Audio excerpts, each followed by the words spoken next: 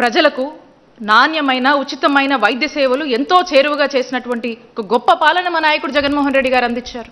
నాడు నేడు అని చెప్పేసి 17,000 కోట్లు ఖర్చు చేస్తూ హాస్పిటల్స్ అన్నింటినీ కూడా రివాంప్ చేసి వాటి యొక్క రూపురేఖలు మార్చారు.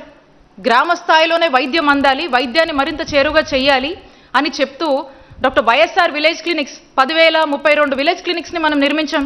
సిహెచ్సిలు అయితేనేమి, అర్బన్ యూపీహెచ్సిస్ అయితేనేమి, urban primary health care centres అయితేనేమి, హాస్పిటల్స్ అయితేనేమి, మెడికల్ కాలేజెస్ అయితేనేమి, ఉన్నటువంటి గవర్నమెంట్ హాస్పిటల్స్ని కూడా రినోవేట్ చేయడం అయితేనేమి, ఇలా అన్నిటినీ కూడా వాటి యొక్క రూపురేఖలు మారుస్తూ సర్టెన్ స్టాండర్డ్స్ పెంచుతూ చక్కగా ఇన్ఫ్రాస్ట్రక్చర్ ఫెసిలిటీసు, డాక్టరు, అక్కడ మందులు అన్నీ అందుబాటులో ఉంచి గవర్నమెంట్ హాస్పిటల్ మీద ఉన్నటువంటి అభిప్రాయాన్ని మార్చి గవర్నమెంట్ హాస్పిటల్ మీద నమ్మకాన్ని ప్రజల్లో నింపినటువంటి పాలనగా జగన్మోహన్ రెడ్డి గారు చక్కటి పాలన, చక్కటి సంస్కరణ తీసుకొచ్చి ముందుకు వెళ్ళారు. ఆరోగ్యశ్రీ ప్రొసీజర్స్ 3,257 ప్రొసీజర్స్ పెంచారు. నెట్వర్క్ హాస్పిటల్స్ పరిధిని పెంచాము.